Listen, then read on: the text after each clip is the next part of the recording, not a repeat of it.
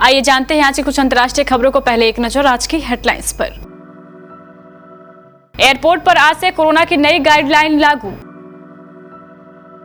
America के school में गोलीबारी। मिशिगन के हाई स्कूल में 15 साल के छात्र ने की फायरिंग, 3 की मौत, 8 घायल।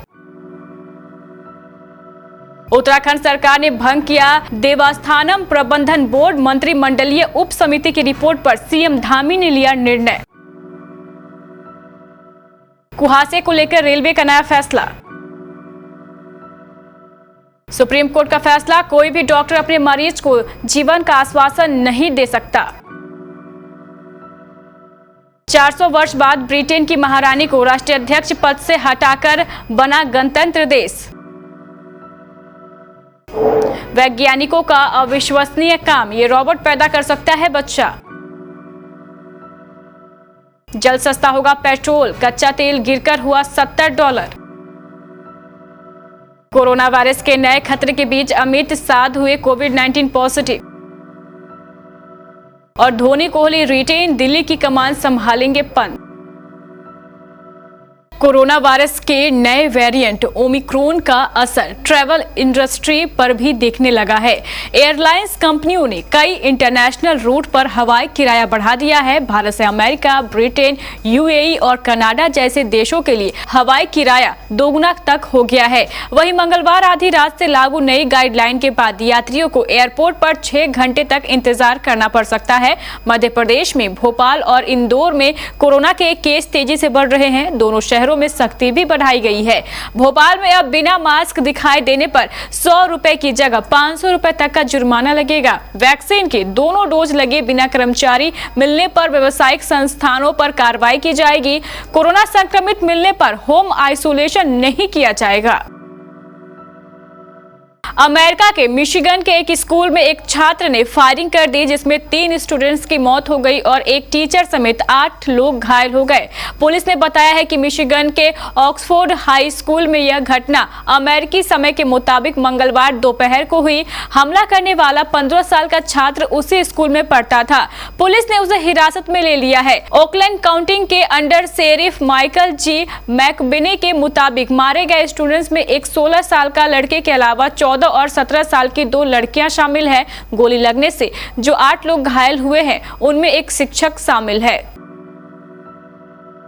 2 साल से चली आ रही खींचतान के बाद आखिरकार उत्तराखंड चारधाम देवस्थानम प्रबंधन बोर्ड को सरकार ने भंग कर दिया है। सरकार इससे संबंधित अधिनियम को वापस लेने जा रही है। मुख्यमंत्री पुष्कर सिंह धामी ने मंगलवार को चारधाम देवस्थानम प्रबंधन अधिनियम को निरस्त कर देवस्थानम बोर्ड को भंग करने की घोषणा की। इस संबंध में गठित उच्च स्तरीय समिति व मंत्रिमंडलीय उप समिति की रिपोर्ट के आधार पर यह निर्णय लिया गया। देवस्थानम प्रबंधन अधिनियम और इसके तहत गठित देवस्थानम प्रबंधन बोर्ड को लेकर तीर्थ पुरोहितों और हक हुकुमधारियों में उत्पन्न रोष को देखते हुए धामी सरकार ने यह निर्णय लेने के संकेत दिए थे। दिसंबर के महीने में ठंड बढ़ने और कोहरे के कारण विजिबिलिटी कम होने से रेल यातायात भी प्रभावित होता है, जिसके मद्देनजर भारतीय रेलवे हर साल कोहरे के सीजन में एक निश्चित समय अवधि के लिए कई ट्रेनों को पूरी तरह रद्द कर देता है, जबकि कई ट्रेनों के फेरों में कमी कर दी जाती है। पूर्व मध्य रेल ने इसी साल भी 1 दिसंबर से 30 मार्च तक के लिए हाजीपुर जोन के विभिन्न स्टेशनों से गुजरने वाली कई दर्जन ट्रेनों को या तो रद्द कर दिया है या उनके फेरे कम कर दिए गए हैं। इसी कड़ी में कई ट्रेनों के रूट को भी बदला गया है। सुप्रीम कोर्ट ने मंगलवार को कहा कि कोई भी डॉक्टर अपने मरीज को जीवन का आश्वासन नहीं दे सकता। वह केवल अपनी सर्वोच्च क्षमता से इलाज का प्रयास कर सकता है। अगर किसी कारणवश मरीज जीवित नहीं बच पाता तो डॉक्टरों पर चिकित्सकीय लापरवाही का दोष नहीं लगाया जा सकता। जस्टिस हेमंत गुप्ता और जस्टिस वी रमन सुब्रमण्यम की पीठ ने बॉम्बे अस्पताल एवं चिकित्सा अनुसंधान केंद्र की याचिका को स्वीकार करते हुए राष्ट्रीय उपभोक्ता विवाद निवारण आयोग के उस आदेश को दरकिनार कर दिया, जिसमें चिकित्सा लापरवाही के कारण मरीज दिनेश जायसवाल की मौत के लिए आशा जायसवाल और अन्य को 14,18,000 रुपए का भुगतान देने का आदेश दिया गया है। कैरिबियाई देश बारबाडोस ने करीब 400 साल तक अंग्रेजों से औपनिवेशिक रिश्ते खत्म कर ब्रिटिश महारानी एलिजाबेथ द्वितीय को राष्ट्राध्यक्ष पद से हटा दिया है। अब यह देश एक गणतंत्र बन गया है और सांद्रा मसोन को देश की पहली राष्ट्रपति बना दिया गया है। देश को पहला गणतंत्र मिलने पर बारबाडोस के लोग आधी रात को सड़कों पर आए और आजादी का जश्न मनाया। दुनिया की पहली जीवित रोबोट बनाने वाले अमेरिकी वैज्ञानिकों का कहना है कि रोबोट अब प्रजनन भी कर सकते हैं।